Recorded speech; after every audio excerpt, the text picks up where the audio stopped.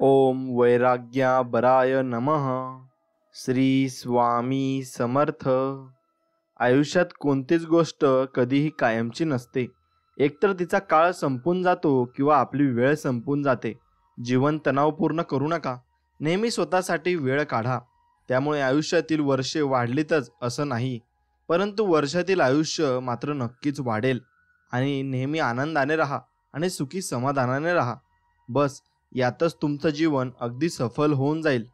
मित्रांनो, असेच भावनिक आणि स्वामी समर्थांचे अगदी प्रेमळ संदेश प्राप्त करण्यासाठी आत्ताच आपल्या चॅनलला सबस्क्राईब करा. धन्यवाद. आणि तुमच्या इच्छा या कमेंट सेक्शनमध्ये व्यक्त करा. मी स्वामींशी एवढीच प्रार्थना करील की तुमच्या सर्व इच्छा या पूर्ण होत. आणि मित्रांनो, कमेंटमध्ये श्री स्वामी समर्थ लिहायला विसरू नका आणि व्हिडिओला एक लाईक नक्कीच करा. मित्रांनो, एक लक्षात ठेवा, कोणी तुमच्याबद्दल वाईट विचार करत असेल तर तो त्याचा कर्माचा भाग होईल. पण तुम्ही कुणाबद्दल वाईट विचार करून स्वतःचा कर्म आणि वेळ खराब करू नका.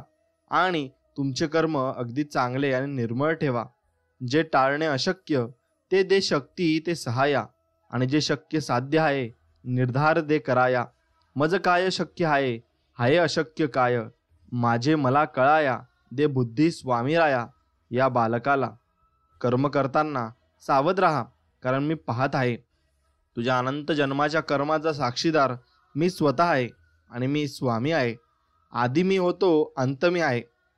सर्वव्यापी, सर्व साक्षी, अनंतरूपी समर्थ मी आहे.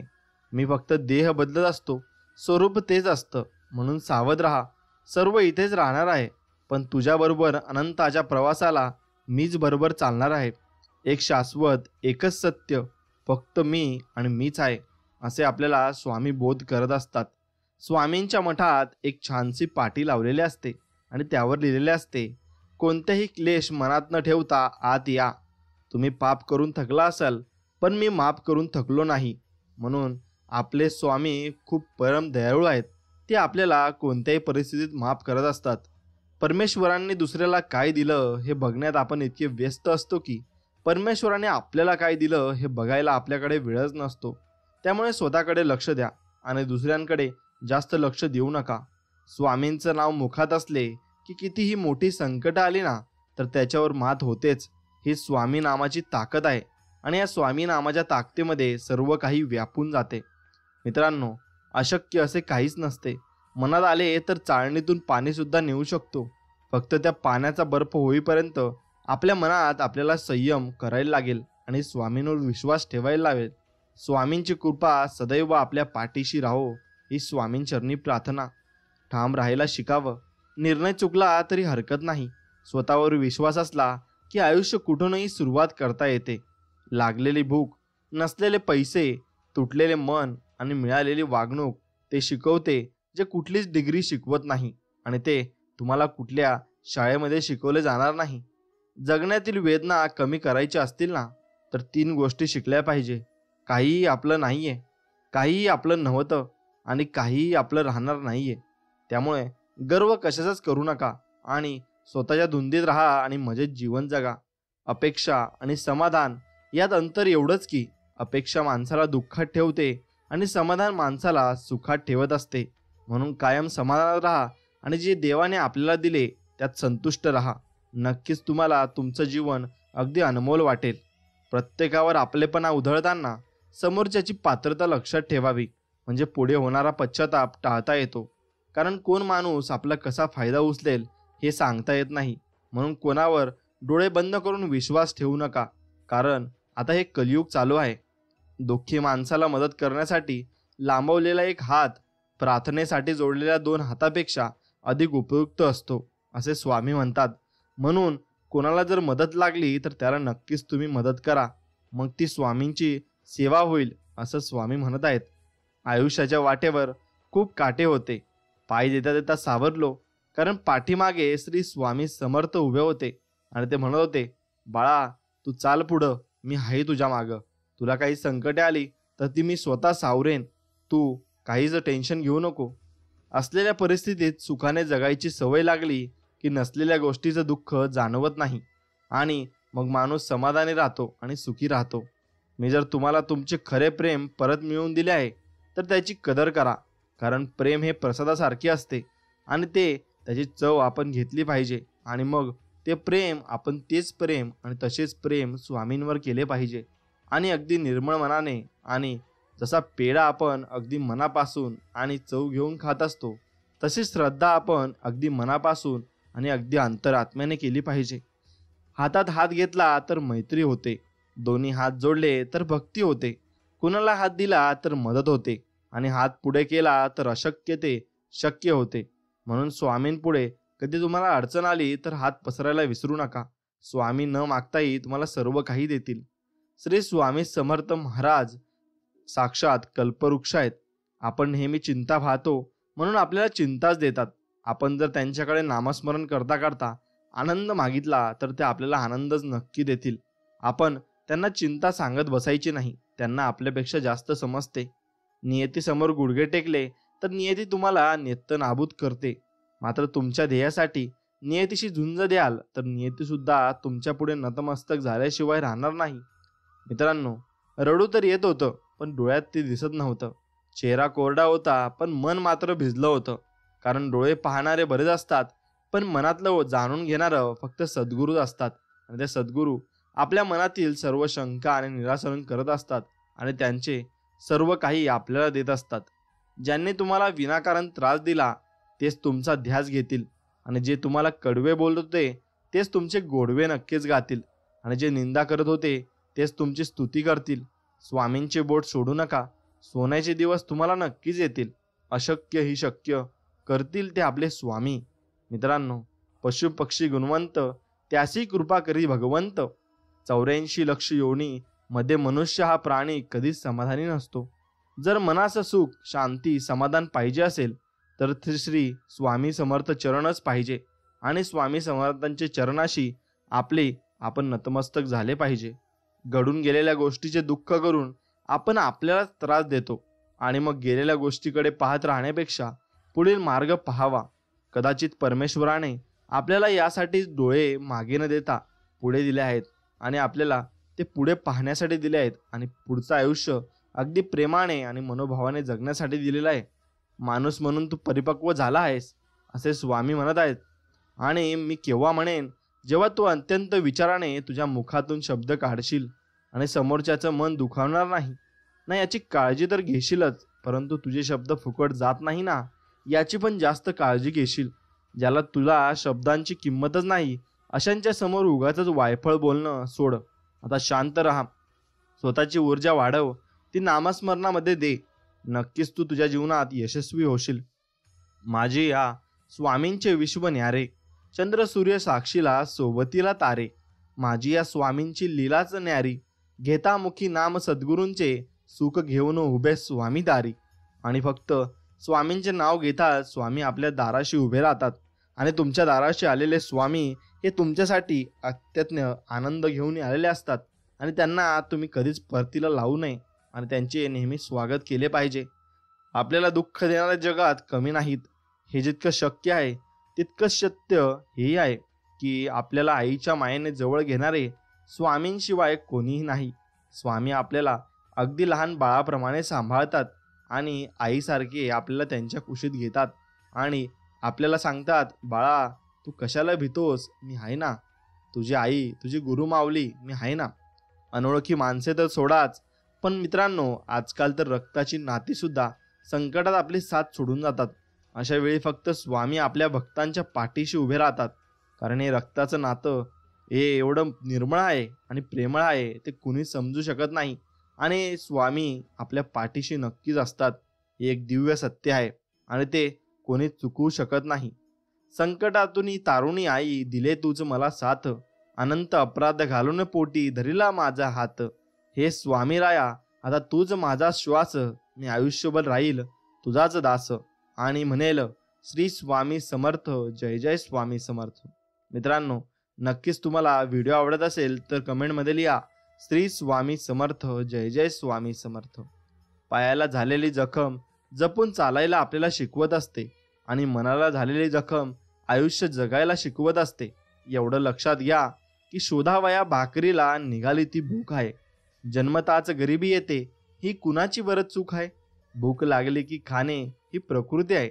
घासातील घास दुसऱ्याला देणे ही सद्गुरूंची शिकवण आहे.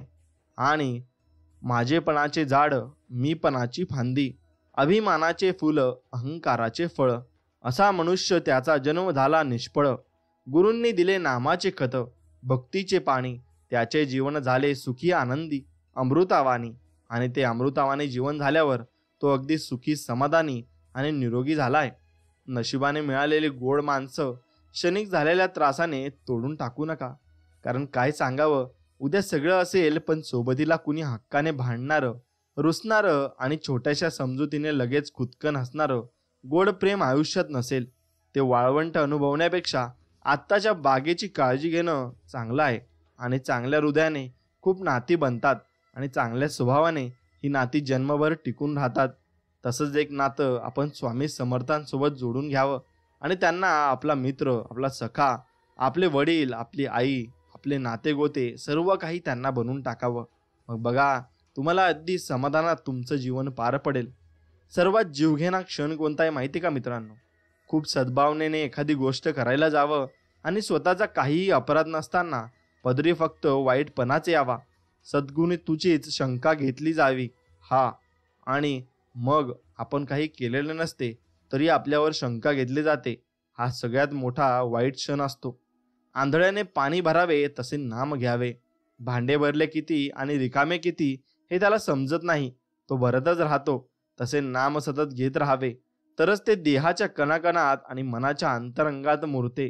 पुढे देहांचे आणि मनाचे कण आपोआपच नामजप करतात आणि मग तुम्हाला ते समजत नाही. मित्रांनो, माझी सेवा तुम्ही जी करता ती तुम्ही आपल्या देहबुद्धीची केली. तुम्हाला जे पसंत तसे तुम्ही केले.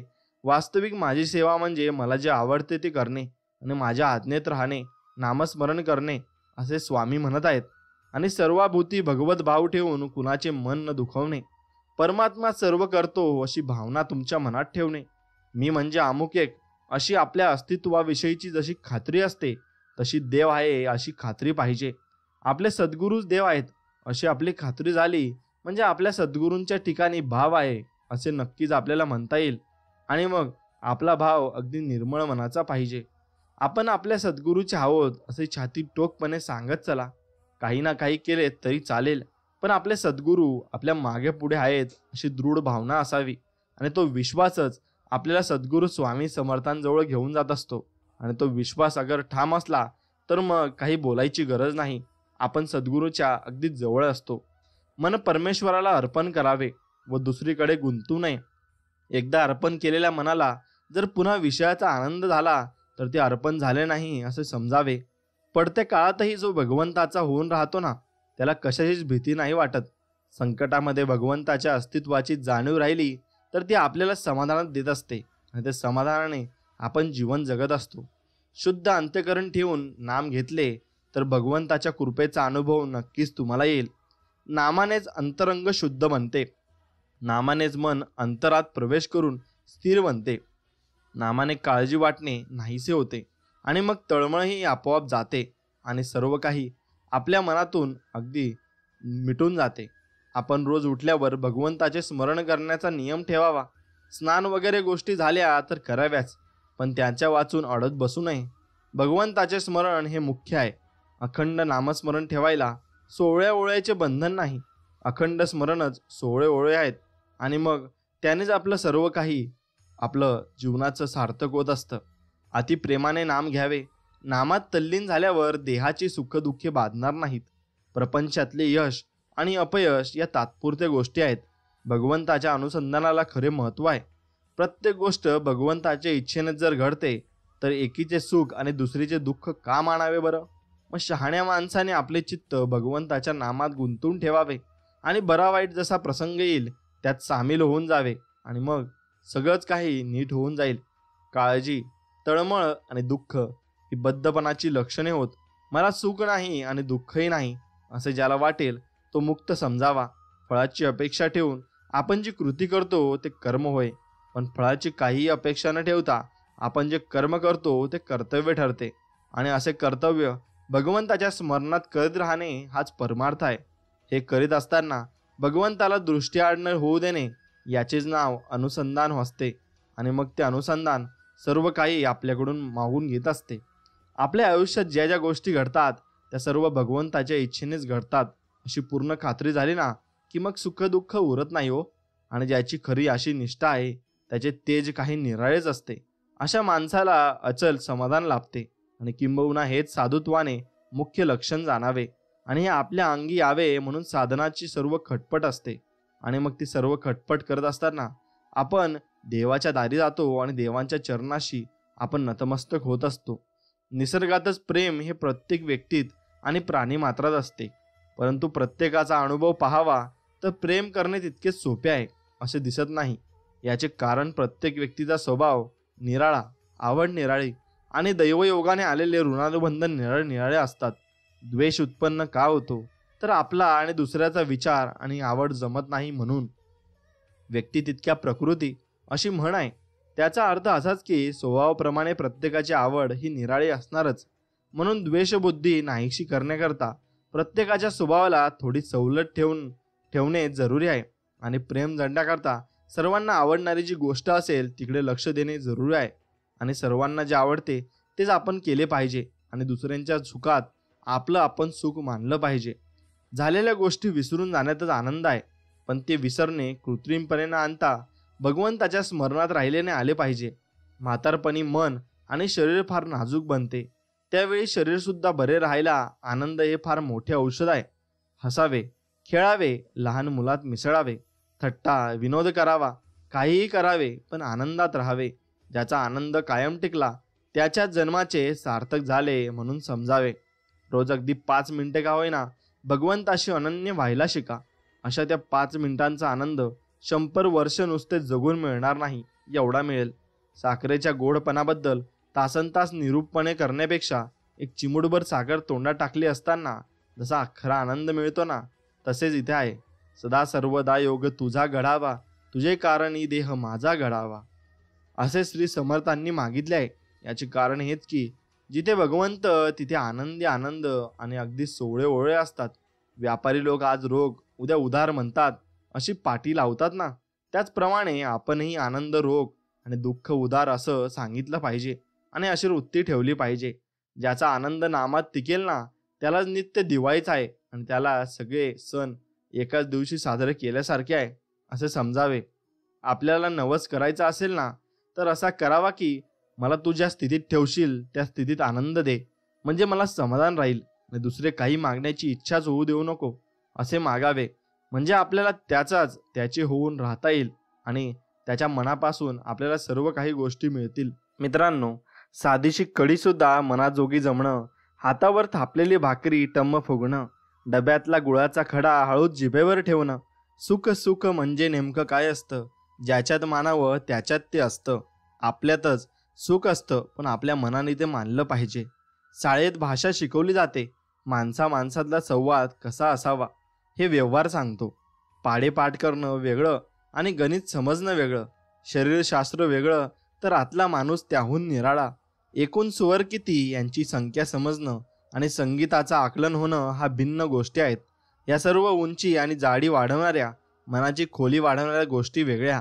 तेवढ्याच बरोबर नजरेत आपण प्रतिसाद देणारं एक शरीर शोधतो आणि डिग्री पाहून, ऐपत पाहून 2 रुपयांचा नारळ, 5 रुपयांचे पेढे, 8 आठाण्यांचा हार आणि चपला सांभाळणाऱ्या बाईला 10 पैसे एवढ्या साधनांवर माणूस देवळापर्यंत पोहोचतो आणि देवापर्यंत जातो का? मग यातून आपण विचार केला पाहिजे. आयुष्याचं पुस्तक वाचायला निराळच इंद्रिय लागतं. सरकारनं मंजुरी दिलेल्या पुस्तकांपेक्षा हे पुस्तक खूप निराळं असतं. या पुस्तकाची भाषा ही लिपी नसलेली भाषा आहे. म्हणून या पुस्तकाचं वाचन करणाऱ्या माणसाला डिग्री नाही, आयुष्याचं पुस्तक वाचणारा माणूस ओळखायचा कसा? कधी तर तो माणूस अर्थपूर्ण हसतो तेव्हा ओळखायचा आणि तो खूप मनापासून सर्व गोष्टी करत असतो आणि तो माणसांना नक्कीच जपत असतो. माणूस जेव्हा पत्रवाळीवर जेवत होता तेव्हा तो पाहुण्यांना पाहूनच फुलून जायचा.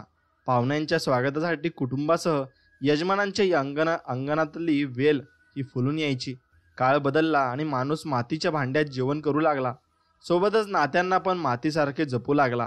काळ बदलला आणि माणसानं पितळेची भांडी वापरायला सुरुवात केली. तो दर 6 महिन्यांनी नात्यांना कलही करू लागला. मग काळ बदलला आणि माणसाला काचेची भांडी आवडू लागली. एखादा छोटासा धक्का किंवा ओरखडा सुद्धा नात्यांना सहन होईना. काळ बदलला आणि जेवणाचं ताट ही प्लॅस्टिक आणि थर्माकोलची झाली. सगळेच नातेसंबंध जणू त्यांच्यासारखे यूज अँड थ्रो होऊ लागले. आहे ना खरं? मग असेच आपण नातेसंबंध ठेवू नये. आपण अगदी प्रेमाने आपले नातेसंबंध ठेवले पाहिजे. प्रत्येकाचा स्वभाव अंगठ्याच्या ठशाप्रमाणे स्वयंभू. म्हणूनच उदाहरणे काहीही सिद्ध होत नाही तेव्हा तुलना संभवच नाही. उदाहरणाचं रूपांतर आचरणात व्हायला हवं. आचरण ही निव्वळ आपल्या मालकीची गोष्ट आहे. वारस हक्काने न मिळणारी आणि अपहरण न होणारी ती गोष्ट म्हणजे आचरण आहे. आणि स्वभाव, मित्रांनो, स्वभाव ही प्रत्येकाची वैयक्तिक ओळख असते. स्वभाव बदलता येत नसतो अथवा देता घेता येत नसतो. आपली समज वाढत असताना जे आपल्या मनाला जास्त आवडलं गेलं त्याचा परिणाम म्हणजे आपला स्वभाव असतो. लोकांना न आवडणारा स्वभाव हे आपलं न फिटणारं कर्ज असतं आणि सर्वांना खूप आवडणारा स्वभाव ही आपली अनमोल ठेव असते आणि तीच ठेव आपण ठेवली पाहिजे. माणसांच्या बोलण्यातून कळते माणूस कसा आहे. वादविवादातून कळते त्याला ज्ञान किती आहे आणि ते त्याच्या घमेंडीतून कळते त्याच्याकडे पैसा किती आहे आणि संस्कारातून कळते त्याचा परिवार कसा आहे. म्हणून माणूस जर ओळखायचा असला तर नक्कीच असं बघा. काय माझं आणि नाव दुसऱ्याचं हा विचार करून कधी नाराज होऊ नका. कारण तूप आणि कापूस युगायुगाने एकत्र जळत असतात, परंतु लोक मात्र दिवा तिथे जळत आहे असंच त्याला म्हणतात. कोणी कसं वागावं हे आपल्या हातात कायम नसतं, पण त्याचा आपण स्वतःवर कितपत परिणाम करून घ्यायचा हे मात्र निश्चित आपल्या हातात असतं. मधावर पहिला नैतिक हक्क हा फुलांचा असतो, पण मध चोरून पोळ्यांमध्ये साठणाऱ्या मधमाशांना मात्र त्याचे श्रेय दिले जाते. समाजातही असंच असतं. प्रामाणिकपणे काम करणारे उपेक्षित राहतात आणि वांग्याचा भोपळा करून मग मोठं करून दाखवणारे आणि राईचा पर्वत करून श्रेय घेणारे प्रसिद्ध त्यात होत असतात. आयुष्य मिळणं हा नशिबाचा भाग आहे आणि मृत्यू येणं हा काळाचा भाग आहे, पण लोकांच्या मनात जिवंत राहणं हा आपल्या कुशल कर्माचा भाग आहे आणि ते कर्म आपण नेहमी चांगले ठेवले पाहिजे. एका दिवसाची काळजी करते ना मित्रांनो, ती आई असते आणि आयुष्याची काळजी करतो तो बाप असतो. चुकींवर पांघरून घालते ती आई, पण चूक सुधारावी म्हणून जो झटत असतो तो शेवटी बापच असतो. लोकांच्या जवळ पैसा अडका जास्तीचा आला की चांगले वाईट कळत नाही, नुसतं एखाद्याला त्रास किंवा डिवसायचे. पण लक्षात ठेवा, जे पण तुम्ही करताय कदाचित ज्यांना तुम्ही त्रास देताय त्यांच्यासाठी काही वेगळं द्यायचं ठरलं असेल, मग त्यात भगवंत असंच आहे आणि तोच आपल्याला काहीतरी वेगळं देऊ शकतो. कर्मा कुणालाही कमी लेखू नये. म्हणून टर उडू नका, टोचून बोलू नका, टोमणे मारू नका, पान उतारा करू नका आणि कुणाच्या गरिबीवर हसू नका. कारण नियतीचा पलटावर कधी होईल हे सांगता येत नाही आणि मग तो पलटवार झाला की तुमच्यावर नक्कीच तो ओढावेल. जीवन त्यांचेच मस्त आहे जे चांगल्या कामात व्यस्त आहेत आणि जीवन त्यांचेच दुःखी आहे जे दुसऱ्याच्या आनंदाने त्रस्त आहेत. म्हणून दुसऱ्याच्या आनंदात आपण आनंद मानला पाहिजे, ना की आपण त्यांच्यावर जळलो पाहिजे. आपण त्यांच्या आनंदात जर आनंद मानून घेऊ तर देव आपल्याला सुद्धा आनंद देईल.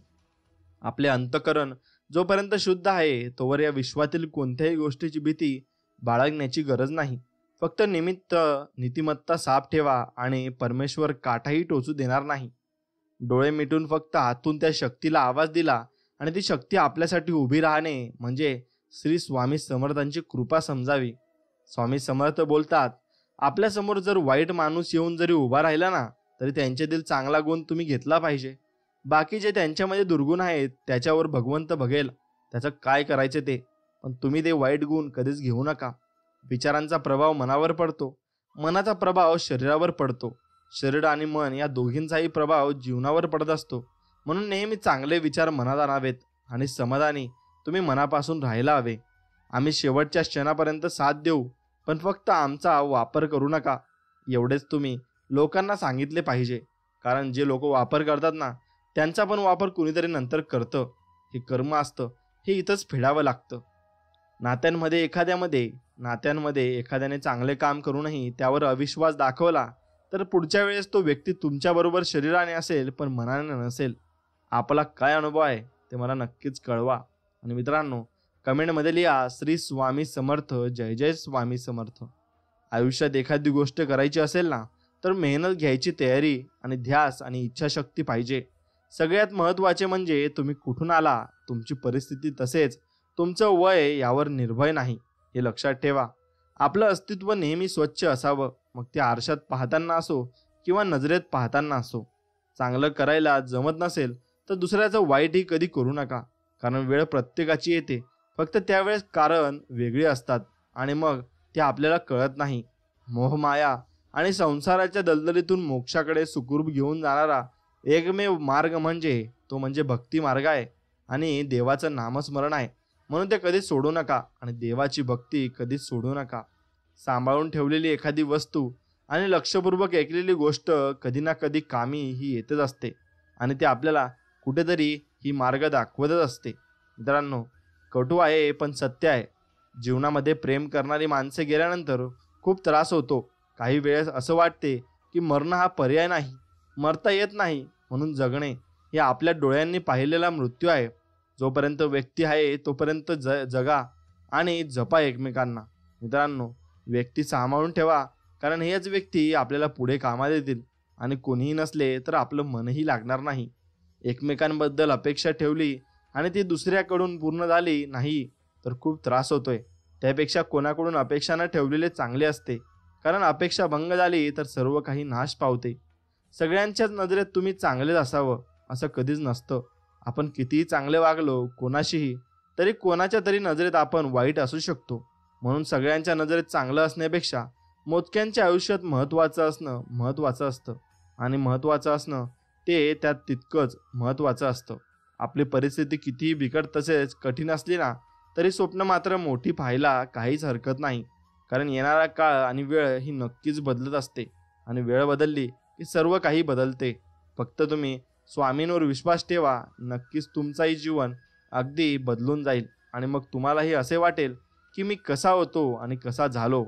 मग तुम्ही फक्त स्वामींवर विश्वास ठेवायला शिका. स्वामींवर जेवढी तुमची भक्ती राहील तेवढेच तुम्ही पुढे जाल.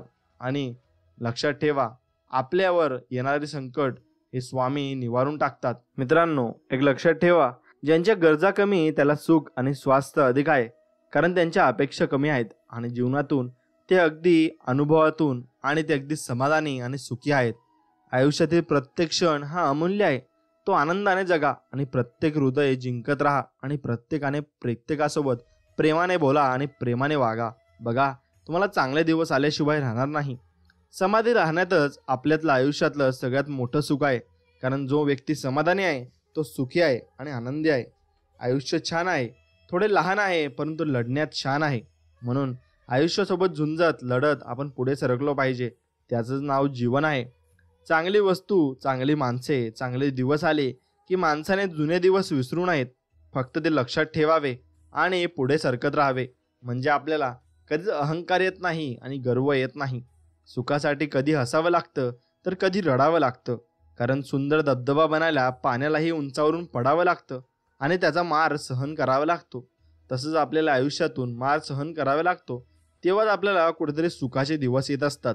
अखंड यशाने आपल्याला जीवनाची केवळ एकच बाजू कळते. दुसरी बाजू कळण्यासाठी अपयशाची जरुरी असते आणि अपयश ही यशाची पहिली पायरी म्हणतात. ती खरी गोष्ट आहे, कारण अपयशच आपल्याला आले नाही तर आपल्याला यशाची किंमतच कळणार नाही. मग यश सगळीकडेच मिळते असे आपल्याला वाटायला लागेल. अनमोल जीवनात साथ तुझी हवे आहे आणि स्वामी समर्था, तुम्ही आमच्या कायम पाठीशी राहा, बस तुमचीच साथ आम्हाला हवी आहे. अनुभवाने गोष्ट शिकवली आहे मित्रांनो. कोणाच्या चुकांना जगासमोर नको आणू. देव बसला आहे वर, तो हिशोब नको करू. तू कोणता हिशोब करणारा? देव बसला आहे वरती, तो सर्वांचा हिशोब करतो आणि सर्वांची कर्माची फळं तो अगदी योग्यरित्या देत असतो आणि त्याला सर्वांची कर्म माहिती असतात. अपराधाला क्षमा करणे चांगले, विसरणे तर त्याहूनही उत्तम आहे. म्हणून काही गोष्टी तुम्ही क्षमा करून चांगल्या करू शकतात. आपल्या आयुष्यात कोण येणार हे वेळ ठरवते, परंतु आपल्या आयुष्यात कोण यायला पाहिजे हे मन ठरवत असते. आणि पण आपल्या आयुष्यात कोण टिकून राहणार हे मात्र आपला स्वभावच ठरवत असतो, कारण आपण आयुष्यभर त्या व्यक्तीसोबत बोलणार आहोत आणि त्याच्यासोबत बाळगणार आहोत. तर मग आपला स्वभाव तो ओळखेल आणि आपला स्वभाव त्याला आवडला तर तो टिकून राहील. मग स्वभाव तुमचा चांगला असला की तुमचं आयुष्य अगदी समाधानी होऊन जातं. आपल्याला जे मिळतं त्यामुळे आपण जगू शकतो. आपण जे देतो त्यामुळे आपले आयुष्य नक्कीच घडतं आणि आपण दानधर्म हा नक्कीच केला पाहिजे. त्याने आपल्याला सुख नेहमी प्रदान होत असतं आणि एकदा सुख प्रदान झालं की आपण सर्व काही मिळवू शकतो. हेही तितकंच खरं आहे. मित्रांनो, आयुष्य जगण्यासाठी नुसते विचार असून चालत नाही बरं, सुविचार पण असावे लागतात. आपण कसे दिसतो यापेक्षा कसे असतो याला अधिक महत्त्व आहे. आयुष्य थोडं असावं पण आपल्याला माणसाला ओढ लावणारं असावं. मग त्या आयुष्यात खरी मजा असते आणि खरंच सुख असतं. आयुष्य फार सुंदर आहे, त्याला आणखी सुंदर बनवा आणि स्वामींची त्यात सर्व स्वामींची सेवा त्यात जपा आणि स्वामींचं नामस्मरण करा.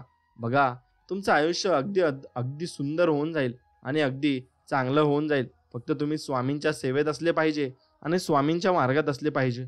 मग तुम्हाला कोणत्याच गोष्टीची कमी पडणार नाही आणि काही तुमच्याजवळ चुकीचं येणार नाही आणि चुकीचं घडणार नाही. मग स्वामींच्या भक्तीत राहायला विसरू नका. मित्रांनो, स्वामी समर्थांनी भरपूर चमत्कार आणि आपल्या भक्तांना दर्शने दिली आहेत आणि त्यातलंच आपण काही गोष्टी जाणून घेऊ. गाय दुग्धवती त्यांनी केली होती. मंगळवेढ्यास महाराज असता एक वेळ एका ब्राह्मणाकडे गेले होते आणि त्यांच्याकडे दशमी खाण्यास मागितली होती. ब्राह्मणाने महाराजास सांगितले की दारात गाय बांधली आहे पण ती दूध देत नाही. हे ऐकून महाराज गायीजवळ गेले आणि गायीच्या पाठीवर हात फिरून म्हणाले, बाई, हा ब्राह्मण कुटुंब वत्सल आहे, यास दूध देत जा. असे गायीस ब्राह्मणात सांगितले की हिचे दूध काढून आज मला दशमी करून ठेव, मी सायंकाळी येईन. त्या ब्राह्मणाने समर्थांच्या बोलण्यावर विश्वास ठेवून गायीचे दूध काढले आणि महाराजांस दशमी करून ठेवली आणि ती महाराजांनी सायंकाळी येऊन खाल्ली. पुढे त्या ब्राह्मणाची उत्तम प्रकाराची भरभराट झाली आणि असे चमत्कार स्वामींनी खूप केले आहेत. आता बसप्पा तेल्याचा भाग्योदय त्यांनी केला होता, त्याची गोष्ट आपण जाणून घेऊ. बसप्पा तेली मंगळवेढ्यास राहत असे. एक दिवस तो जंगलात फिरत असता कंटकाची शय्या करून तीवर श्री समर्थ निजले होते. मग हे पाहून तो त्यांची एकनिष्ठ भक्ती करू लागला. त्यांची बायको मोलमजुरी करून पोट भरी. घरी दारिद्र्य फार असून नवरा वेड्याच्या नादी लागला म्हणून ती फार दुःखी असे. याप्रमाणे बरीच वर्षे गेली. बसप्पाची भक्ती पाहून समर्थ प्रसन्न झाले व बसप्पाचे दारिद्र्य दूर करावे असे त्यांचे मनात आले. मग काय, तेथे उशीर आहे. मग एके दिवशी 4 घटका दिवस असा बसप्पाच बरोबर घेऊन लगतच काठवण म्हणून गाव आहे, त्या गावाच्या जंगलात गेले. महाराज पुढे व बसप्पा मागे. याप्रमाणे जाता जाता अस्तमान झाला. एकाएकी त्या जंगलात हजारो सर्प दिसू लागले. जिकडे पाहावे तिकडे सर्पच सर्प. असे पाहून बसप्पा घाबरला व श्री स्वामींचे चरण लागला आणि समर्थांनी त्यास अभय देऊन म्हटले, तुझी इच्छा पूर्ण होईपर्यंत यातून घे, घाबरू नकोस. श्री स्वामींच्या शब्दावर विश्वास ठेवून आपल्या अंगावरील वस्त्र सर्पावर घालून बीत एक सर्प बसप्पाने हस्तगत केला. सर्प 1.5 हात लांबीचा होता आणि त्याने तो आपले काखेत ठेवला. मग रानातील सर्व सर्प नाहीसे झाले. महाराज व बसप्पा गावाकडे परतले. गावाजवळ एक शानदार बाग होती आणि त्यात महाराज बसले व बसप्पास आज्ञा केली, तुझ्या काखेत धन आहे, ते घेऊन श्री पुत्रांसह आनंदाने राहा. महाराजांचे चरणी मस्तक ठेवून बसप्पा स्वर्गही गेला आणि भ्रतार घरी आलेला पाहून स्त्रियांसही आनंद झाला. स्त्रींचे समक्ष काखेतील गाठोडे काढून सोडून पाहतो तो सर्पाच्या ऐवजी 52 कक्षी सोन्याची लगड दृष्टीस पडली आणि त्या स्त्री पुरुषांचा आनंद गगनात मावेना. प्रातःकाळी त्या दाम्पत्याने महाराजास पंचारती केली.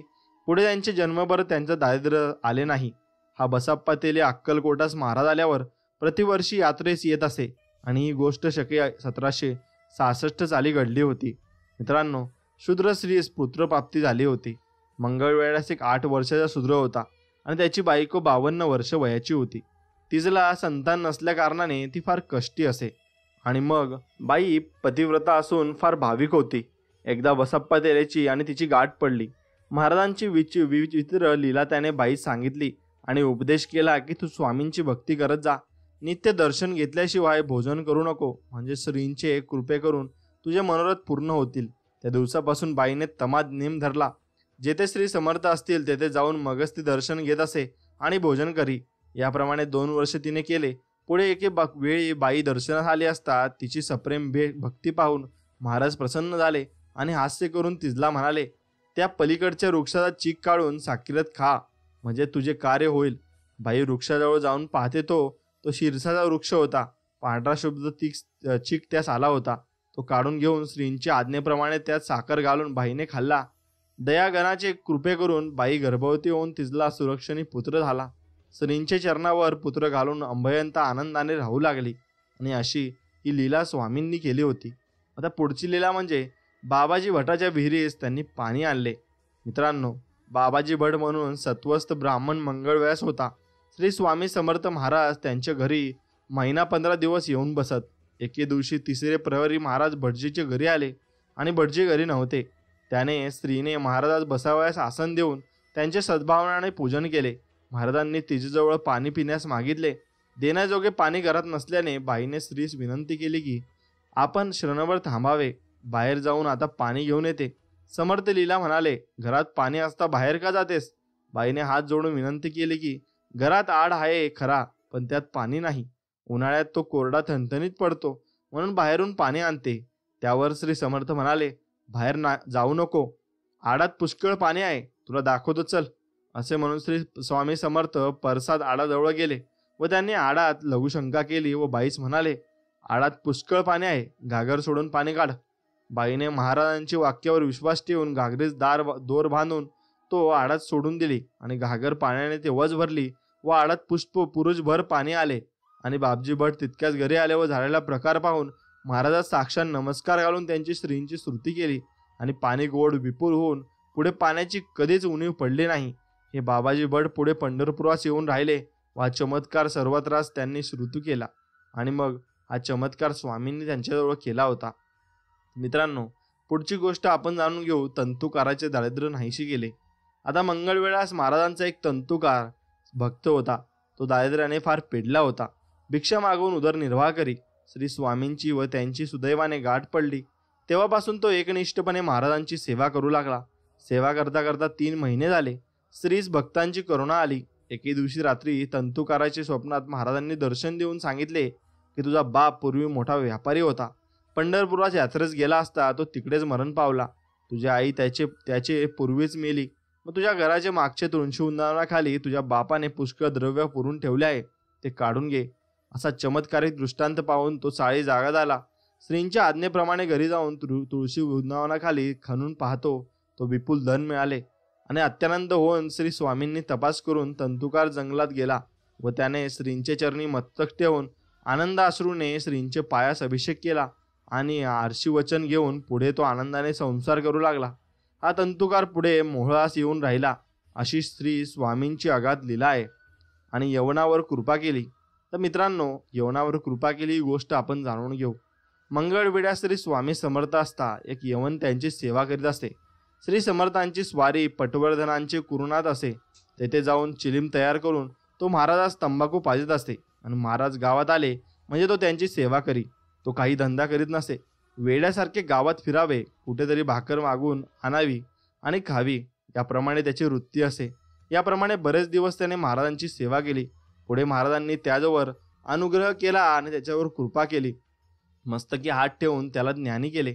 पुढे तो यवन अवलिया बनला आणि बाह्यातकारी पिशाच्या वृत्तीने राहून अंतकरणी ब्रह्मदाकार होऊन तो सद्दिच्चानंदी लीन झाला.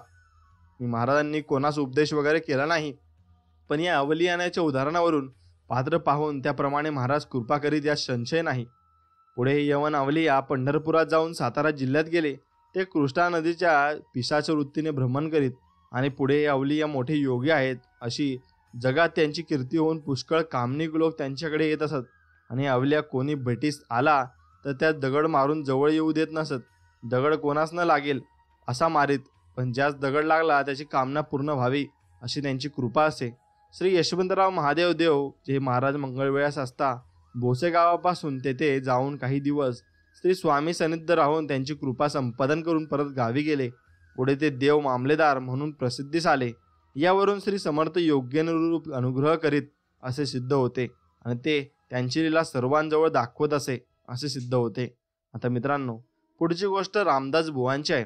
श्री स्वामी समर्थ महाराज मंगळवेढ्यास असता ते हमेशा पंढरपूर, बेगमपूर, चळांबे वगैरे नजीकचे गावी जात असत आणि चळांबे हा गाव पटवर्धनाचा आहे. एके दिवशी श्री समर्थांची वारी चळांब्यास रामदास बुवांच्या मठात गेली आणि तेथे भोजन करून महाराज 2 प्रहरी निर्दिष्ट झाले. रामदासी बुवास काही काम असल्याने मठाचे दार बंद करून त्यास कुलूप लावून ते बाहेर गेले आणि पुढे सायंकाळच्या सुमारास श्री समर्थ भीमा नदींचे वाळवंटात खेळत बसलेले लोकांनी पाहिले आणि चळांब्यास भीमा नदी आहे आणि महाराज वाळवंटात बसले आहेत अशी वंदात गावात पसरून रामदासी बुवांच्या कानी पडली. महाराज तर मठात निर्दिष्ट आहेत मग वाळवंटातील स्वामी दुसरे कोण असतील असे बुवास वाटले, कारण आपल्या हातांनी मठात कुलूप लावून बुवा बाहेर पडले होते. मग बुवा मठात जाऊन कुलूप उघडून पाहतात तो श्री स्वामी समर्थांची वारी मठात नाही. बुवास आश्चर्य वाटले. मठात दुसरा दरवाजा नसून बाहेर पडण्यास मार्ग नाही. दरवाजा स्वहस्ते कुलूप लावले असून त्याची किल्ली आपणाजवळ आहे. महाराज मठाबाहेर कसे गेले याबद्दल बुवांचा काही तर्कच आले ना. शेवटी महाराजांच्या आगात लिहिल्याबद्दल बुवास आश्चर्य वाटले. वाळवंटात जाऊन बुवांनी महाराजांचे प्रेमपूर्वक दर्शन घेतले व त्यात गावात घेऊन आले आणि त्यांचे पूजन केले व त्यांना साक्षात नमस्कार केला. मित्रांनो, अशीच पुढची एक कथा आहे.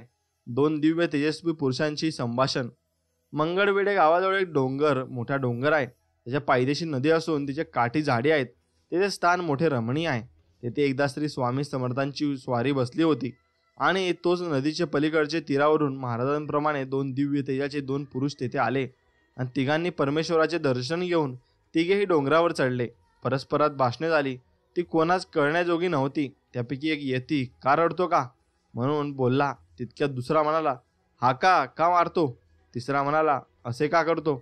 याप्रमाणे मनपूत बडबड करून ते डोंगरात गेले व काही वेळाने महाराज एकटेच परत आले आणि एवढेच त्यांना ते दृष्टांत आला. मित्रांनो, श्री स्वामी समर्थ महाराज अक्कलकोटास येण्यापूर्वी एक वेळ होमसा बानेस माणिक प्रभू म्हणून वर्दिम पुरुष होऊन गेले. त्याचे भेटीस गेले होते आणि या वेळेसही महाराजांबरोबर दोन दुसऱ्या मूर्ती होत्या आणि राजमान्य राजश्री बाबा सबनीस हे अक्कलकोटचे राहणारे होते आणि तत्ववेते होते आणि तसेच भाविक होते. त्यांचे कुटुंब निर्वतल्यामुळे उद्विग्न होऊन परमार्थ साधण्याकरता हुमनाबादेस माणिक प्रभूंचे हे वारंवार जात असत. मी एकदा नित्याप्रमाणे बाबा माणिक प्रभूंच्या दर्शनास गेले असता प्रभूंजवळ 3 मूर्ती बसलेल्या त्यांनी पाहिल्या. त्यापैकी एक श्री स्वामी समर्थ होते आणि माणिक प्रभूंनी खून करून महाराजांचे दर्शन घेण्याकरता बाबांना सूचना केली. बाबास खून समजले नाही तेव्हा प्रभूंनी बाबा स्पष्ट सांगितले, अंतपार हे स्वामी महाराज तुझे गुरु आहेत, त्यांचे दर्शन घे. मग त्यांनी महाराजांचे व त्यांच्याबरोबर असलेल्या 2 मूर्तींचे दर्शन घेतले. महाराजांनी पुष्कळ शिव्या दिल्या व मनातील पुष्कळ गोष्टींची ओळख देऊन तू कसाही आहेस असे ते म्हटले. अक्कलकोटकू जाओ हम भी आवेंगे असे बाबांनी ऐकून आपण अक्कलकोटचे राहणारे हे महाराजास कसे कळले याबद्दल त्यांना आश्चर्य वाटले. आपली आई फार आजारी असताना जाऊ नको म्हणून वारंवार सांगत असताना निर्दयपणे तिला सोडून आलो म्हणून आपणास कसाही म्हणून श्री स्वामींनी हाक मारली. श्री स्वामी समर्थ अवतारी आहेत अशी त्यांची खात्री झाली. नंतर बाबा अक्कलकोटात आले व काही दिवसांनी श्री स्वामी अक्कलकोटात आले. आपणास माणिक प्रभूंचे सनिध्य दर्शन दिलेली अवतारी मूर्ती हीच अशी बाबांची खून पटल्यावर बाबा हे स्वामी महाराजांचे निस्सीम भक्त झाले आणि महाराजांबरोबर दुसऱ्या असलेल्या 2 मूर्ती दृष्टीस पडल्या नाहीत. मग ब्रह्मा विष्णू महेश मिळून दत्त अवतार झाला. त्याप्रमाणे त्या 3 मूर्तींपैकी स्वामी महाराजांचा अवतार अक्कलकोटास प्रसिद्धीस आला. महाराज मंगळवेढ्याहून निघाले ते सोलापुरास आले आणि सोलापुरात जाणाऱ्या रस्त्यावर करमकरांचे शेत आहे आणि ते शेत वेदमूर्ती रारा पंढरीनाथ व एकनाथ भटजी निवासकर यांनी 1855 ते 56 साली वाट्याने घेतले होते. मग पंढरीनाथ आणि एकनाथ भटजी यांची आणि स्वामी महाराज यांची एकेक दिवशी 1-2 वाजता रस्त्यात गाठ पडली आणि त्यावेळी सूर्याची प्रखरता होऊन गेल्यामुळे पायांना चटके घेण्याऐवजी एवढी जमीन तापून गेली होती. मग पाय अतिशय भाजू लागल्यामुळे स्वामी महाराजांनी पंढरीनाथाजवळ त्यांच्या पायातील जोडा आपले पायात घालण्याकरता मागितला आणि पंढरीनाथाने ताबडतोब पायातील जोडा काढून दिला. स्वामी महाराजांनी पायात जोडा घालून जी चाल काढली त्या चालीने पंढरीनाथ व एकनाथ हे आपापसात बोलत असताना महाराज त्यांना अभयतास दिसेनासे झाले आणि स्वामी महाराज आपणास कुठे दिसत नाहीत असे पाहून एकनाथ पंढरीनाथास म्हणतो, अरे तो आपला जोडा त्या वेड्यास देऊन टाकलास आणि तो तर दिसेनासा झाला. जोडा दिला असे काकांना कळले तर ते रागवतील. हे ऐकून पंढरीनाथ चिंतेत पडला. सुमारे 5 मिनिटाच्या अवकाशात स्वामी महाराज मोठ्या लगबगीने परत आले आणि पंढरीनाथास म्हणाले, घे आपला जोडा. आता काका कशाच रागे भरेल, जोडा तर आला. मग इतके बोलून पुन्हा झटपट्याने चालले झाले आणि या दोघांना वाटले की हा वेडा येथे कुठेतरी आड होता. त्याने आपले बोलणे ऐकून जोडा परत आणून दिला. पंढरीनाथाने जोडा पायात घातला आणि अभयंता शेताकडे चालले झाले आणि सोलापूरकडून काही मंडळी अर्ध्या तासाने गावाकडे आली. ती मंडळी अर्ध्या वाटेत भेटली आणि त्यांनी हा वेडा लगबगीने कशा करता आला होता त्याची चौकशी केली. तेव्हा हा वेडा इतक्या थोड्या अवकाशात अर्ध्या कोसचे पल्ल्यावर असून त्यास आपल्याला बोलावले शब्द कसे कळले हे सर्वांस मोठे आश्चर्य वाटले. त्या दिवशी श्री समर्थ जे गेले ते पुन्हा मंगळवेळास परत आले नाहीत. हीच त्यांची लीला होती आणि अशी लीला ते सर्वांसोबत करीत असत. आणि अशा लीलेमध्ये सर्व भक्त अगदी त्यांच्या भक्तीत तल्लीन होऊन जात आणि त्यांच्या चमत्काराची ते वाट पाहत होते. आता मित्रांनो, स्वामीस त्यांनी दर्शन दिले होते. आता श्री स्वामी समर्थांनी मंगळवेढ्यातून निघाले ते पंढरपुरास गेले. मग मोहळास आले. पंढरपुरात मोहळास येथे समयी मध्ये भीमा नदी लागते. मग भीमा नदीस महापूर आला होता व नावा बंद होत्या. श्री स्वामी समर्थ तसेच चालून नदीतून पलीकडे गेले. नदीत घुटणावर पाण्यापेक्षा जास्त पाणी झाले नाही. हा चमत्कार मोहोळचे काही लोकांनी पाहिला. मोहोळ गाव हा तालुक्याचा असून त्यावेळेस तेथे राजश्री गणेश हरी सोहनी या नावाचे मामलेदार होते. त्यांचे घरी श्री स्वामी वास करीत. मोहोळास गगेस्वामी म्हणून लिंगायत योगाभ्यासी साधू होते. त्यांचे वय 125 वर्षाचे होते. असे म्हणतात, गवेस्वामी एका खोलीत एकांती योगधारणा करीत आणि तेव्हा त्यांचे आसन जमिनीपासून 2 हात उंच असे. बहुत काळजी योग्य असून भूत भविष्य ज्ञान त्यात असे. एके दिवशी श्री स्वामी समर्थांची आणि त्यांची गाठ पडून एकांती भाषणे झाल्यावर गवेस्वामींनी योगाभ्यास सोडून देऊन सहज अवस्था धारण केली आणि श्री समर्थ त्यांचे मठात कधी कधी जात असत. श्री समर्थ अक्कलकोटात गेल्यावर बरेच दिवसांनी गवेस्वामी समाधिस्थ झाले आणि मोळा श्री समर्थ असताना एक कोष्टी जातीचा गृहस्थ आपणास ब्रह्म दाखवा म्हणून श्रींचे पाठीस लागला आणि काही केल्याने तो आपला नाद सोडेना. एके दिवशी महाराज कोष्ट्यास म्हणाले, तुला ब्रह्म दाखवतो. मोळा श्री नागनाथांचे देवलाय आहे, तेथे श्री स्वामी व कोष्टी गेले होते. ब्रह्म पहा असे महाराजांनी म्हटल्याबरोबर कोष्ट्यात जिकडे तिकडे सर्प दिसू लागले. कोष्टी घाबरून गेला व भीतीने तो भ्रमिष्ट झाला. बरेच दिवस तो वेड्यासारखा फिरत असे. नंतर गवेश स्वामींनी श्री स्वामी समर्थांची प्रार्थना करून कोष्ट्यास पूर्वस्थितीवर आणले आणि मग त्याला स्वामींनी खरे ब्रह्म हे दाखवले. मित्रांनो, सोहनी मामलेदारांची गोष्ट आहे, ती तुम्ही नक्कीच ऐका. आता एके दिवशी गणेश हरी सोहनी मामलेदार यांच्या घरी गणपतीच्या उत्सवाबद्दल कीर्तन चालले होते. मध्यरात्रीचा समय असून मंद मंद पाऊस पडत होता. अशा वेळेस श्री समर्थ सभेतून उठून घडीचा आवाज उडून बाहेर पडले आणि हे पाहून गणेश हरी ही बाहेर पडून घरात जाण्याऐवजी बाहेर पडले आणि समर्थांची विनवणी करू लागले. अनेक प्रकारच्या विनवण्या केल्या, पण महाराज घरात परत न जाता गणेश हरीस म्हणाले, तुझ्या घरी आम्हास विटाळ होतो, आम्ही येत नाही. असे म्हणून समर्थांनी जंगलाचा रस्ता धरला आणि सोहनी हे मशाल लावून महाराजांसोबत एक कोसभर जंगलात गेले. वारंवार परत येण्याविषयी प्रार्थना चालली होती, पण महाराज परत आले नाहीत आणि सोहनी यांची निराशा झाली.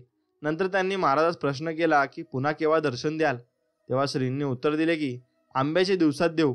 महाराजांजवळ एक मनुष्य ठेवून सोहनी घरी आले आणि महाराजांनी सोहनी यास तुझे घरी विटाळ होतो असे सांगितले. त्याचे कारण असे होते, सोहनी यांनी घरात रान बाळगली होती आणि ती रान सोडून द्यावी अशी महाराजांची इच्छा होती. सोहनी हे मोठे भक्तिमान होते, परंतु कामाच्या झपाट्यातून कोण पार पडला आहे हे श्रींच्या स्वामींची जोड करून रांडेस सोडले असते म्हणजे सर्व ठीक जमते.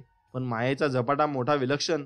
श्री जगद्गुरू सोडून रांडेचे चैन्यबाजीत रोहिणी राहिल्यामुळे पुढे त्याच्यावर बरेच प्रसंग आले व महाराजांच्या वचनाप्रमाणे तो सोडी पावतो त्या सुदीनं प्राप्त झालाच नाही.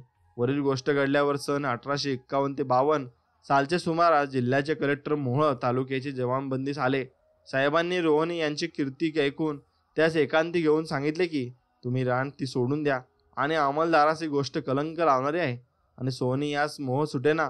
सोहनी यांनी साहेबास असे सांगितले की साहेबांनी खाजगी गोष्टीत लक्ष घालू नये व वरून साहेबास फार राग आला. पुढे गणेश हरीवर फौजदारी खटले होऊन ते सेशन कमिट झाले, पण श्री समर्थ कृपेने ते सेशनात निर्दोषी ठरले. मात्र मामलत गेली. पुढे सोलापुरात जाऊन बरेच दिवस घरी राहिले. पुढे आंब्याचे दिवस आल्यावर श्री स्वामी दिगंबर रूपाने 2 आंबे घेऊन सोहनी यांच्याकडे आले आणि ते आंबे सोहनींनी पदरात घालून तसेच नाहीसे झाले आणि सोहनी यास महाराजांनी सांगितल्याप्रमाणे ते सोडल्यावर त्यांना पुन्हा बडोद्यास मामलताची जागा मिळाली आणि मग ते अगदी परत सुखी झाले. म्हणून स्वामी हे काही आपल्यासाठी काही गोष्टी सांगत असतात तर ते आपण ऐकून घ्यायचं शिकलं पाहिजे आणि ते स्वामींचे वचन आपण नक्कीच ऐकले पाहिजे. आपले चांगले झाल्याशिवाय राहत नाही. म्हणून मित्रांनो, स्वामींच्या या वचनात कधीच मागे पडू नका. स्वामी जे तुम्हाला दृष्टांत देतात त्यात काहीच चुकवू नका. मित्रांनो, चिंतोपंत आप्पा टोळ तर यांची गोष्ट आहे. आता मोहोळहून श्री स्वामी समर्थ निघाले आणि सन 1854 ते 55 साली सोलापुरात गेले. तिथे काही महिने होते आणि रामभाऊ गुजर यांच्या घरी महाराज राहत असत. एके दिवशी श्री स्वामी समर्थ दिगंबर रूपाने श्री दत्ताचे देवळात बसले असता सायंकाळच्या वेळी बहुतेक भक्तमंडळी दत्ताचे दर्शनास आली. त्यात रारा चिंतोपंत आप्पा टोळ आले. दत्ताचे दर्शन घेऊन टोळ प्रतिनिष्ठा घालू लागले असता महाराजांची दिव्य मूर्ती पाहून आपल्या मनात म्हणले, हे कोणी सिद्ध पुरुष असावेत. असे वाटताच महाराज म्हणाले, आम्ही सिद्ध पुरुष असो की कोणी असो, तुला काय करायचे, तू आपल्या वाटेने जा. हे शब्द ऐकून टोळास आश्चर्य वाटले व ते म्हणाले, हे कोणी मनकवडे असावेत. त्यावर महाराजांनी उत्तर दिले की आम्ही मनकवडे असो की कोणी असो, तुला काय करायचे. हे ऐकून टोळ फारच चकित झाले. चमत्कार तर ते नमस्कार आहेच. आणि टोळांनी लगेच जाऊन महाराजांचे पाय धरले व आपल्या घरी येण्याबद्दल श्रींची प्रार्थना केली. चिंतोपंतांनी भक्ती पाहून महाराज त्यांच्या घरी गेले. भोजन घालून श्री शेजेवर निजवून टोळ्यांनी त्यांची चरण सेवा केली. चिंतोपंतांची भक्ती महाराजांच्या ठिकाणी पूर्ण बसली. मर्जी प्रसन्न पाहून टोळ श्रीस कधी कधी आपल्या घरी निसत आणि एकदा महाराज घरी नेले असता ओटीवर महाराज बसले असता मागील दारी टोळ स्नान करीत होते. स्नान चालू असता दाजीबा सोहनी यांचे व टोळांचे बोलणे झाले की स्वामी पाहिजे तेथे जेवतात व तर त्यास पंक्तीस घेणे बरोबर नाही, त्यांचे पान एका बाजूस मांडावे असे बोलून टोळ धोतर नेसत नेसत ओटीवर आले. तितक्यात महाराज त्यात दिसले. तुझ्या मनात कांक्षा आली, आम्ही तुझ्या घरी जेवत नाही असे म्हणून उठून चालले गेले. आणि टोळास आपल्या भाषणाचा पश्चाताप होऊन श्रींचे पाय धरून बहुतेक प्रकारे क्षमा मागितली आणि त्यांना परत आणून भोजन घातले. आणि दुसरे एके वेळी अशीच गोष्ट घडली. टोळ यांच्या घरी महाराज भोजनास आले. टोळ यांनी श्री स्नान घालून यथासांग पूजन करून भोजनास पात्र वाढले आणि महाराज जेविनात 10 वाजून गेले. चिंतोपंतांचा मुलगा विष्णुपंत हा त्यावेळी सोलापूर कलेक्टरचे दप्तर कचेरीत कारकून होता आणि गोलटपीत साहेब कलेक्टर असून हनुमंतराव पिंताबर दप्तरदार होते. दोघे अधिकारी फार कडक असून सर्व कारकुनांनी बरोबर 10 वाजता कचेरीत यावे असा करडा नियम असो. टोळांनी चिरंजीवांना सांगितले की तुला कचेरीत जावायचे आहे, मग तू घरात जाऊन जेवण उरकून जा. विष्णुपंतही भक्तिमान होते. त्यांनी निश्चय केला की महाराजांनी भोजन केल्याशिवाय अन्न घ्यायचे नाही. जे व्हायचे असेल ते होईल. 11 वाजण्याच्या सुमारास महाराज भोजन करू लागले. मग विष्णुपंतांनी भोजन आटपून लगबगीने कचेरीत गेले. बाळकृष्ण देवराव हे त्या व्यक्ती कलेक्टर हेलकर्क असून त्यांच्याकडे हजेरी भरण्याचे काम होते. विष्णुपंतांनी अंगावरील वस्त्र गादीवर ठेवले व आपला उशीर झाला त्यांच्याबद्दल रदबदली करण्यास ते हेलकर्ककडे गेले व विष्णुपंतांनी विनंती ऐकून देवावास आश्चर्य वाटले व ते म्हणाले, तुम्ही आज माझ्या अगोदर कचेरीत आला असून तुमची हजेरी पूर्वीच भरली आहे. हजेरी बुक उघडून त्यात हजर मांडले असल्याचे विष्णुपंतास दाखवले. विष्णुपंतास मोठे आश्चर्य वाटले व सर्व कारकून मंडळीसह त्या गोष्टीचे मोठे कौतुक वाटले. आणि पुढे बहुतेक वर्षापोती ही गोष्ट कलेक्टर कचेरीत सर्वांच्या तोंडी होती. ही गोष्ट 1856 सालची आहे अशी महाराजांची आघाडीत लीला आहे आणि ती लीला महाराज आपल्या भक्तांबरोबर नक्कीच करत असतात. टोळ यास अक्कलकोटात जाण्याची आज्ञा दिली. आता राजश्री चिंतोपंत आप्पा टोळ हे श्री समर्थांचे सोलापुरात आले तेव्हा आपल्या घरी पेन्शनवर होते आणि पुढे अक्कलकोटचे शहाजीराजे यांनी टोळास अक्कलकोटास कारभारी नेमले होते. मग एक वेळ टोळ सोलापुरात जात असताना राजेसाहेबांचे त्यास जरुरीचे पाचारण आले व त्यावेळी श्री स्वामी महाराज टोळांच्या घरी आले होते आणि आपणही माझ्याबरोबर अक्कलकोटात चलावे अशी महाराजांना टोळ यांनी प्रार्थना केली. तेव्हा महाराज म्हणाले, अक्कलकोटास उन्हाळा आहे, आपण येत नाही. तर मग महाराज आपण अक्कलकोटास केव्हा याल. म्हणून टोळ यांनी महाराजास पुन्हा प्रश्न केला. तेव्हा महाराज म्हणाले, पाऊस पडल्यावर येऊ. मग चिंतोपंत आप्पा स्वामी महाराजांची आज्ञा घेऊन अक्कलकोटास गेले. हल्ली उन्हाळा आहे, पाऊस पडल्यावर येऊ. म्हणून जे टोळास म्हणाले त्याचा अर्थ प्राकृत जण असा करतील की उन्हाळा कडक असल्यामुळे महाराज भिवून अक्कलकोटास गेले नाहीत. पण महाराजांचा अर्थ तसा नाही. 2 प्रहरी हवे तितके ऊन असले तरी महाराज बाहेर पडत. अक्कलकोटचे राजाचा अंतकाळ जवळ आला होता व त्यासाठी पावसाळ्याचा उन्हाळा बनला होता. हाच महाराजांचा उन्हाळा हा शब्दाचा अर्थ होता. पुढे शहाजीराजे यांची प्रकृती बिघडून त्यांना आषाढ मासी अंत झाला आणि त्यासाठी संबंध चातुर्मासात पाऊस कसा तो पडला नाही. नंतर दीपावळी झाल्यावर कार्तिक मासी पाऊस पडून पिके चांगली आली. मग श्री स्वामी समर्थ अक्कलकोटास आले आणि त्यावेळी श्रीमंत मालोजीराव अक्कलकोटचे गादीवर नुकतेच बसले होते. पुढे सतत 23 वर्षे महाराजांनी अक्कलकोटात वास करून भक्तवृंदास अनेक लीला दाखवून भक्त काम कल्पद्रूप या नावाची सार्थकता केली आणि त्यांनी भक्तांना आपल्या लीला दाखवल्या आणि आपले आशीर्वाद भक्तांवर दिले.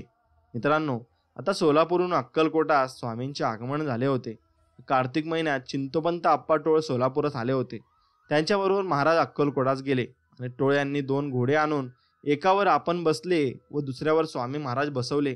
बरोबर एक चाकर घेऊन पायवाटेने अक्कलकोटात चालले आणि सुमारे 4 कोस लांब गेले. तो मागून कलेक्टर साहेबांकडून चिंतोपंतांच्या नावाचा हुकूम घेऊन एक स्वार आला व जरुरीचे काम आहे, उभ्या उभ्या भेटून जावे म्हणून हुकुमात फरमाविले होते.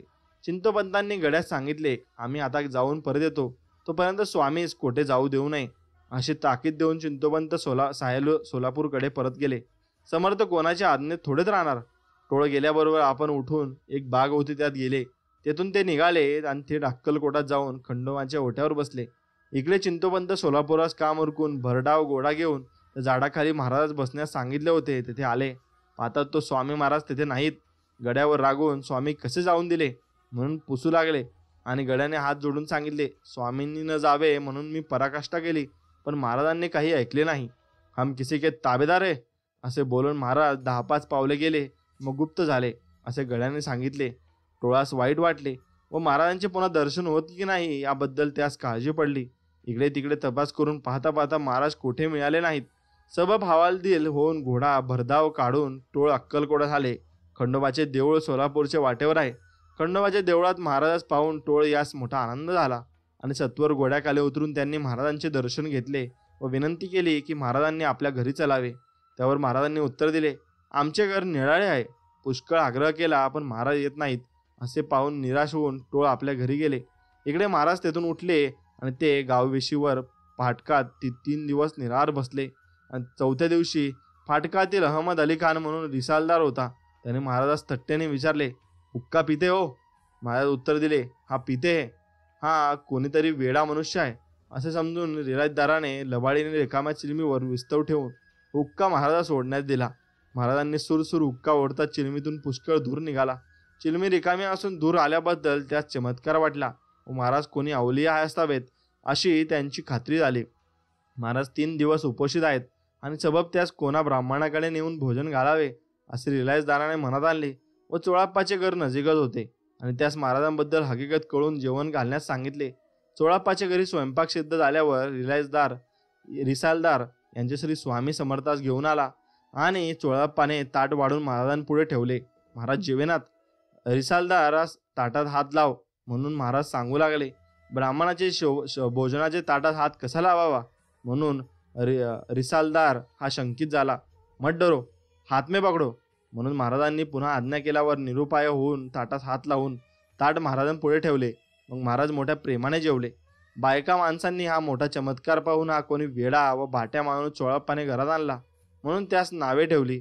दुसऱ्या दिवशी समर्थ तिथेच राहिले आणि घरातील सिद्ध झालेला सर्व स्वयंपाक विटाळून टाकल्यामुळे बायका फार रागवल्या व चोळाप्पास वेड लागले म्हणून त्यास त्रास देऊ लागल्या. चोळाप्पाची भक्ती मात्र कमी न होता उत्तरोत्तर उत्तरंगित होऊ लागली आणि वाटेल त्या ठिकाणी हगावे, घरातील डाळ दाणा गायींकडून खावावा आणि घरातील भलताच जिन्नस उचलून भिकारास द्यावा अशा अनेक प्रकारची महाराजांनी चोळाप्पास त्रास दिला. पण तो सर्व सहन करून चोळाप्पा महाराजांचा पूर्ण भक्त बनला आणि त्याच भक्तीत चोळाप्पांनीही ही भक्ती ही निर्मळ मनाने केली आणि स्वामींनीही त्यांना तसे बक्षीस दिले. मित्रांनो, श्रींच्या किडेचे वर्णन. एकदा चोळाप्पाच्या बायकोने हरभरे भरडून उत्तम डाळ करून रांजणात भरून ठेवली होती. महाराजांनी कोणास न कळता त्यातील डाळ चोळाप्पाच्या गाईस नेऊन नेहमी घालण्याचा क्रम ठेवल्यामुळे सर्व डाळ संपली. काही दिवसांनी सण आला. पुरणपोळी करावी या हेतूने चोळाप्पाची बायको डाळ काढाव्यास गेली. पाहते तो रांजण रिकामा. महाराजांच्या रोजच्या चेष्टा तिला ठाऊक होत्या. त्यावरून त्याचेच ते काहीतरी काम असावे असा तिला संशय येऊ लागला. तिने ही गोष्ट चोळाप्पास कळवली. चोळाप्पाने महाराजास डाळीबद्दल विचारले तेव्हा महाराजांनी जवाब दिला, हमको क्या मालूम, तुम्हारे गऊ डाळ खा गई, उनको पूछ. चोळाप्पाच्या घरचा फार दरिद्री होता. त्यामुळे त्याच्या बायकोस महाराजांची कृतीचा राग आहे असे निदान हाती सापडले असून ओळख पटली असल्याने ती महाराजास प्राकृत मनुष्य समजे, उदाहरणार्थ कृष्ण यशोदेचे. आणि महाराज अक्कलकोटे आल्यावर आपल्या गावात कोणी साधू आले आहेत आणि म्हणून हकीकत श्री श्रीमंत मालोजी राजांचे सेवकांनी राजास सांगितली.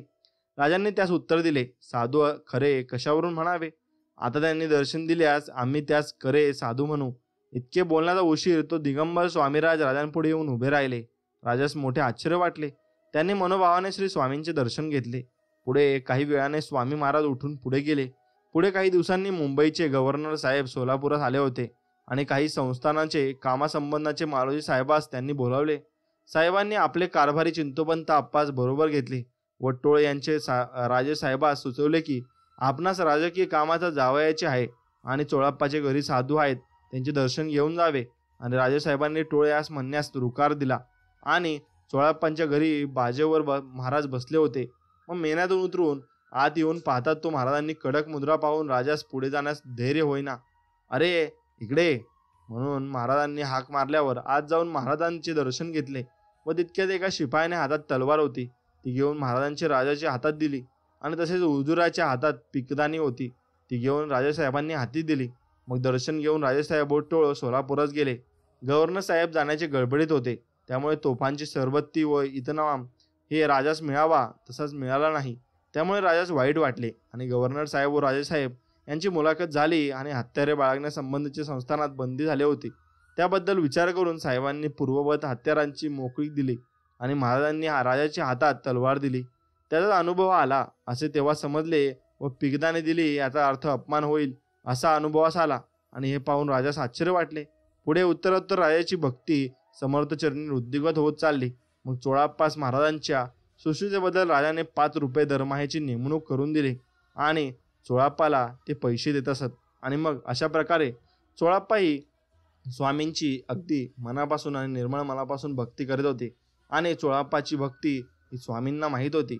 तशीच निर्मळ मनाची भक्ती चोळाप्पासारखी आपण केली पाहिजे आणि स्वामींना अगदी प्रेमाने हाक मारून आणि स्वामींसोबत अगदी प्रेमाने राहून आपण स्वामींची भक्ती केली पाहिजे. तेव्हा स्वामी आपल्याला नक्कीच दर्शन देतील आणि त्यांचे दर्शन आपल्याला नक्कीच कामी येतील आणि त्यांच्या आशीर्वादाने आपल्याला सुख समाधान आणि आपण निरोगी राहू एवढे सांगू इच्छितो. आणि मित्रांनो, हा व्हिडिओ इथेच आपण संपवू.